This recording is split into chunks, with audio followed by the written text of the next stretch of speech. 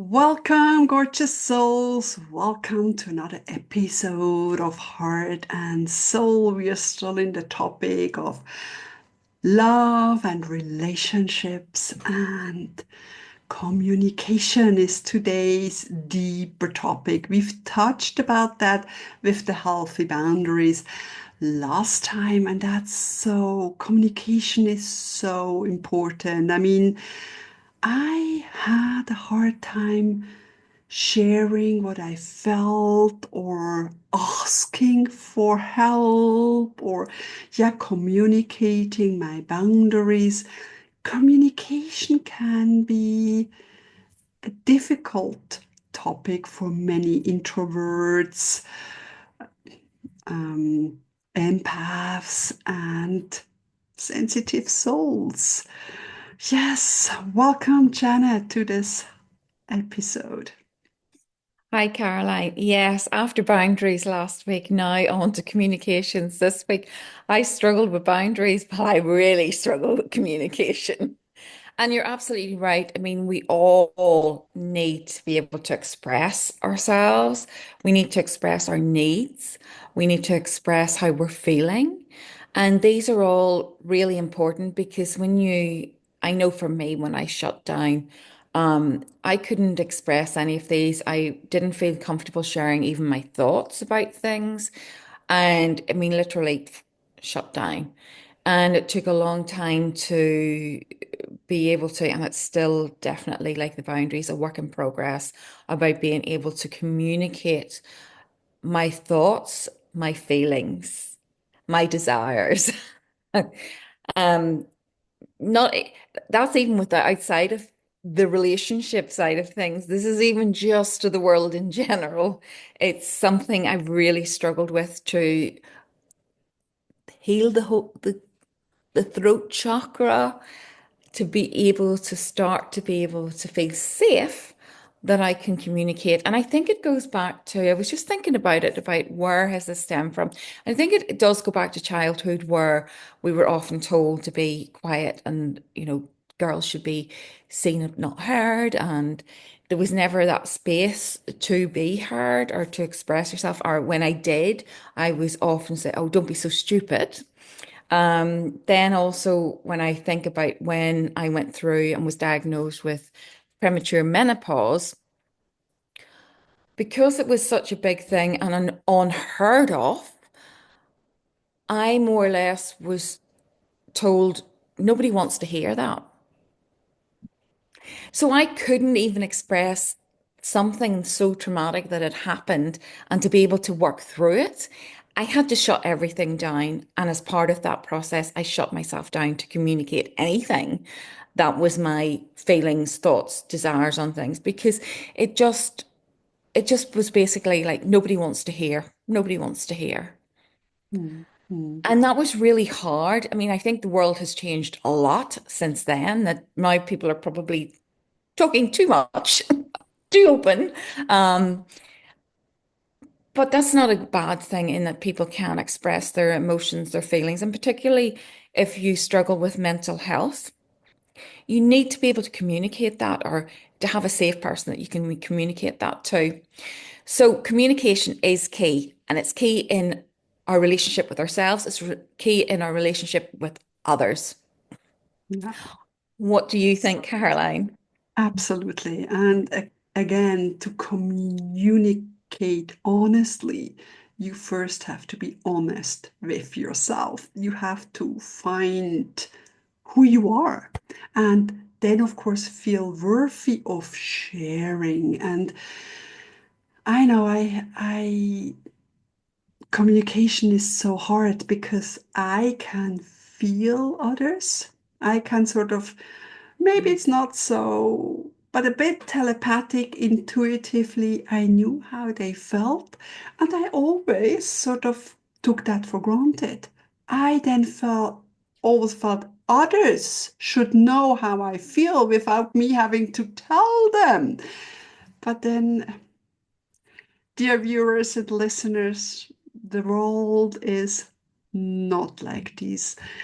There are people, they don't feel us. This is a great gift. So you need to express yourself. You need to express your feelings. And you can do that in a really nice way, coming from your heart, speaking your truth, sharing in I feel kind of sentences instead of you make me feel. It's the Yes, true way of owner. communication, and it's, yeah, helpful, open-hearted, and you can always ask Archangel Gabriel to help you express yourself. So don't think others already should know, but express how you're feeling, or things like, oh, if you say this, this makes me sad or hurt. Because sometimes people need the feedback, they don't know. But it's also okay sometimes, especially if people are sort of full on and tell me and what it, and then I learned to say, you know what? Give me a break. I first have to process that, Yes. because we introverts, we process internally, and that's okay too, but Yeah. communicating that, not just closing down, but saying, I need some space and quiet to process. And that's okay. That's, again, healthy boundaries. You know how you first deal with that. And I think that's why many introverts don't want the phone, because you always have to immediately, write a text or email. You can think about it. You can sort of go over it again. You can process first. You don't have that immediate. But even on the phone, you can say, oh, let me think about that. And That's that's important. important, because when you feel pressure to yes or no at the moment, just say, let me think about that. Or if it is a no, go with the no. You know, that's the important thing. And especially with salespeople, because they sense if you have a hard time saying no, and then they Oh, sort of keep going and for pushing you, and sure. then till you say no, and then, yeah, you've already, they gain the customer and you spend money. So Yes. I mean, that's important. yeah, exactly that. And I think somebody once told me when I actually worked in a communications type department once. And I remember somebody saying about communications, we had a little sort of workshop or whatever. And I thought this was really important was they said that one of the most important things to be an effective communicator was you must listen. Exactly that. And I think so many of us, and I know I am a bit bad at it myself, is when somebody's talking to you and ex give them the respect to listen. Don't be sitting like some people do. Oh, yeah, I heard, yeah, yeah. You're not listening.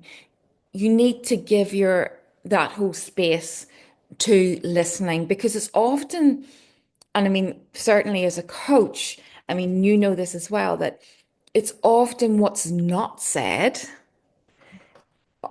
is the important things. It's the as a the space between the words or the other non-verbal communication, because communication is such a big topic, such a fascinating topic actually. But if you're not fully engaged in listening, you miss so much. And I think that's and certainly in a relationship when you get to sit down and talk, because my husband's not a talker. He's very close up. And at times we have to sort of make that space and say, we need to have a conversation. And I sometimes just get to, by this stage, I'm normally a bit, "Ah."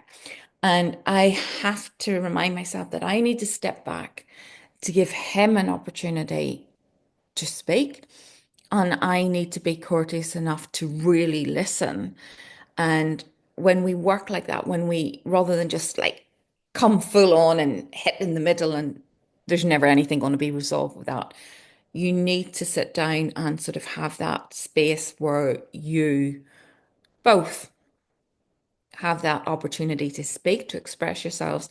The other person has the respect to listen, and then you will work it out.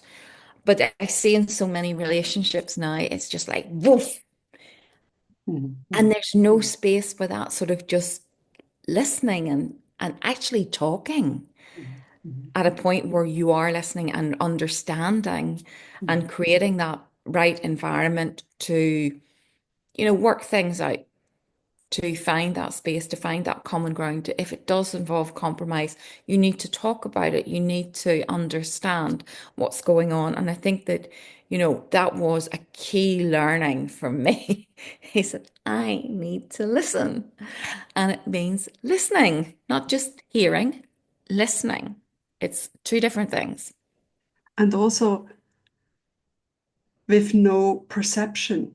Sometimes we Judgment. feel, and yeah, I'll do that too. Oh, the other person is like this, so blah. I already feel like I know what they're saying, but Yeah. pausing myself and just taking it in, like opening all the channels, the feeling, the intuition, the words, the ear, all these kind of things, and letting them share. And of course, it's so much easier with clients because then you're just here. Sometimes with friends, then you get sort of overexcited and you share. But sometimes, and that's, I think it's a quote, I don't know by whom, but we hear from our own perception, not what the other person is actually saying. And I think that's important. That's truly listening. And yeah, and even, no, sometimes it's important to see it from a different perspective. And Empathy. sometimes they don't take partners or friends, they never see it our ways. They feel different. Or even with my children, when they shared something what happened at school, I thought, oh, poor baby, that's so horrible, blah, blah, blah. And then they said, it's okay, mom. And I thought, oh yeah, that's me.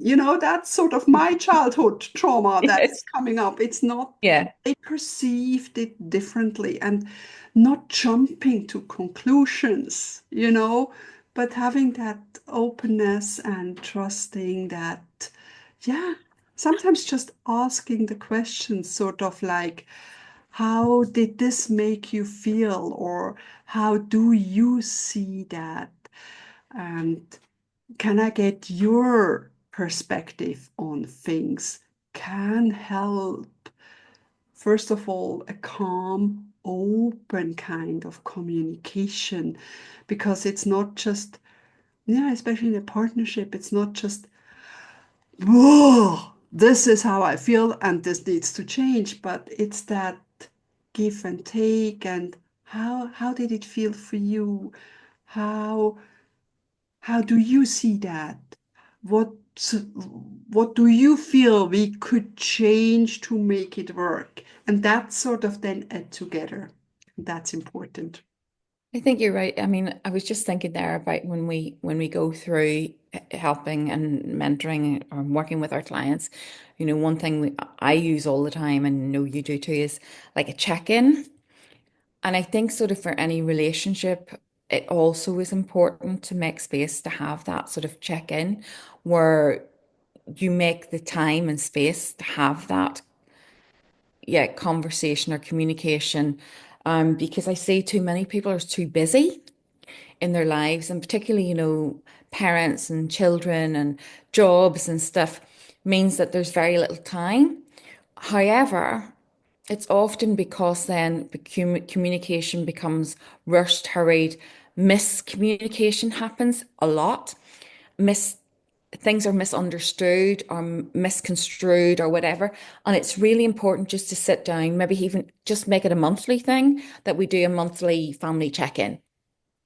How's everybody? What's going on? And give you, if your children are of a certain age, involve them as well, because sometimes unless you make that space as a parent, you're not giving them the space express themselves as well. And maybe there's something going on in their life that they want to talk about, but they don't feel they can because you don't have the time. And I think it's an important thing for a healthy relationship is to have that space for communications.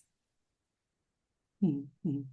And don't, sometimes with my teenager, it felt like pulling out the worms out of their nose, but just Yeah. having that space and let them go at their own. Yeah.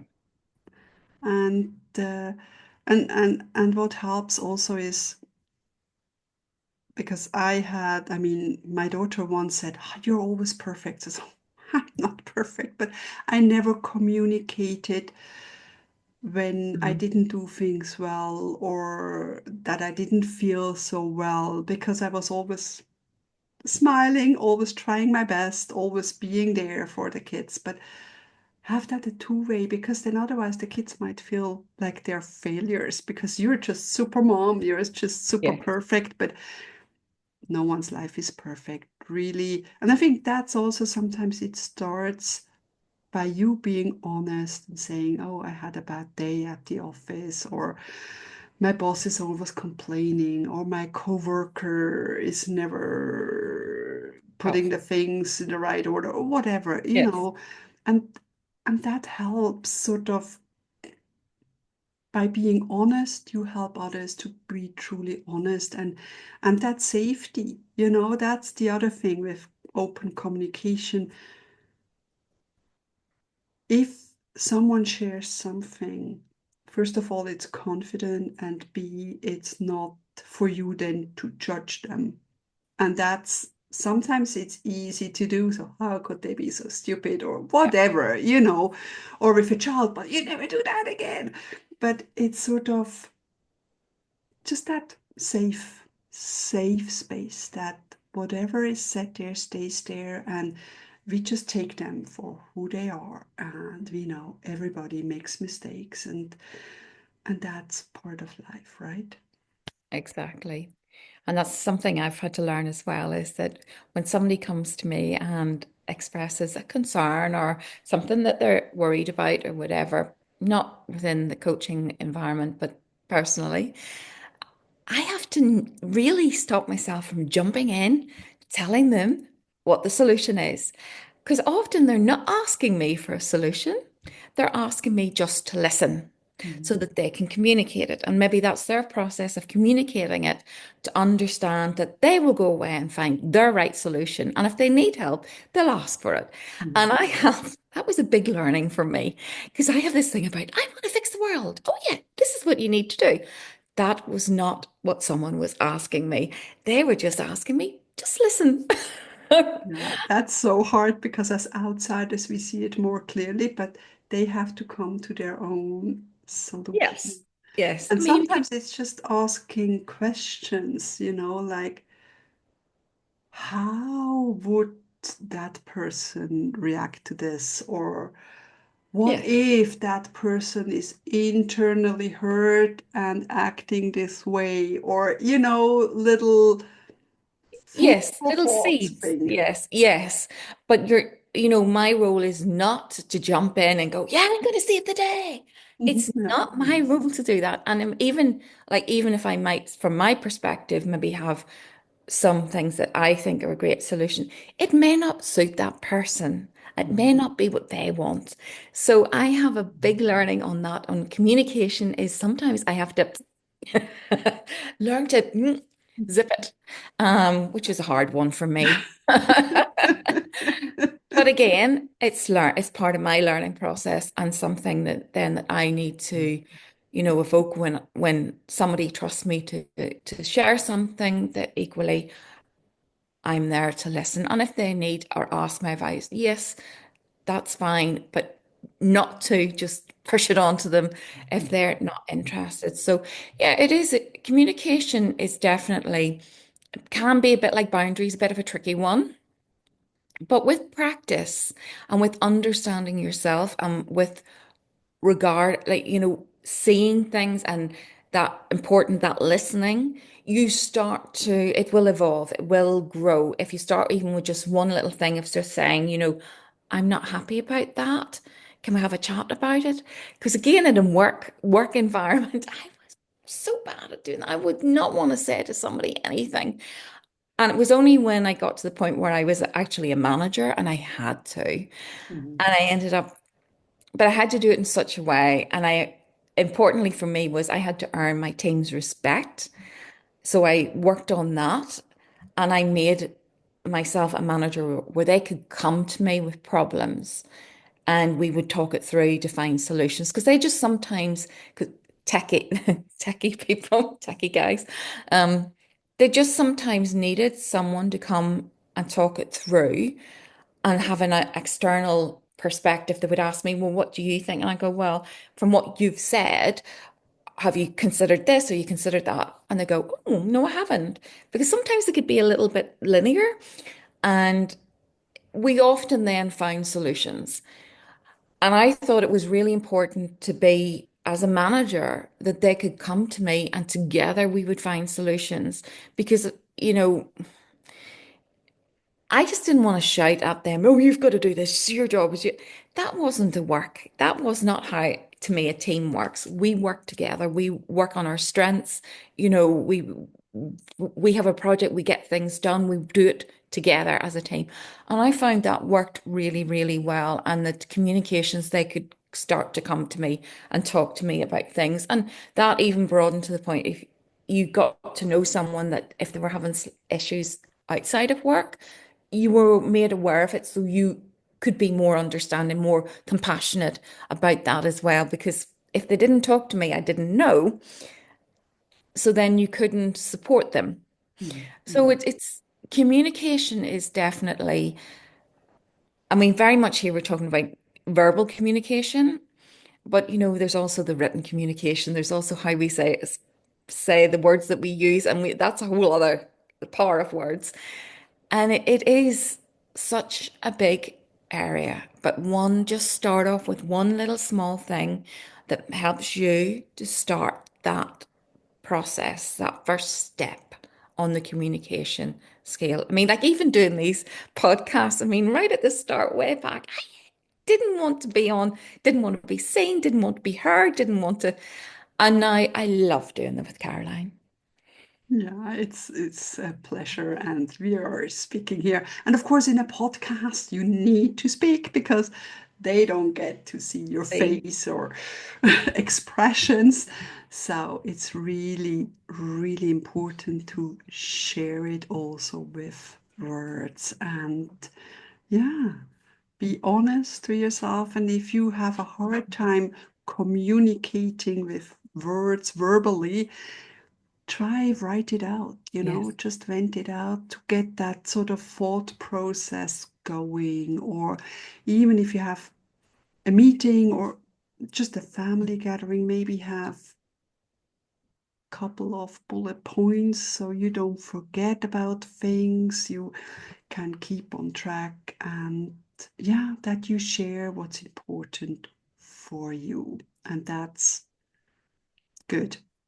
Yes. Express yourself, ask for help, and Yeah. and remember, sometimes it's really important that we also share, oh, we're not having such a good day or something, because when we are all pretending Yay. everything is just perfect, people have a harder time to also express. How often, did you say something like, oh, today is a bit of a poo day? And then someone says, oh, yeah, I don't feel so good either. And then you say, and then it's okay. Yeah. It's not like, oh, maybe it's the weather, maybe it's the pressure, maybe, it's the moon, Mm. whatever is going on. Or, oh, I didn't sleep so well. Oh, you neither. Oh, okay. So it's something in the air. It's not me, and that's also okay. I don't say you have to go always sharing about, oh, this and that, but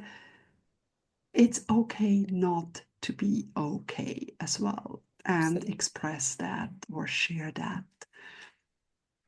And can I just one more thought is that communication, I mean, often it's we're talking about here is it about communicating when we're not happy about things, where things are challenging or difficult. And that can often be like seen as criticism. I think it's also equally important, and I know this from being a manager before, but also in any sort of relationship, is express where somebody has done some praise, where somebody has done something that you appreciate or they've done a good job. It is important to say, well done, congratulations. I really thought that was brilliant because that is also equally important. Yeah, even more important. Yeah. Exactly, where you're expressing that, where you're seeing, you're actually telling the person, I see what you've done, and that I really think that's great. That is Mhm. valuable. That is so valuable.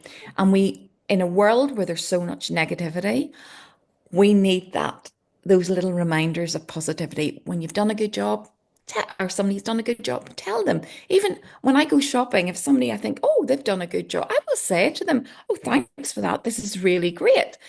And it just sometimes makes their day because they're not hearing it from Mhm. someone else. Yeah. So I think that's an important thing to communicate as well. Yeah, positivity and gratitude as well.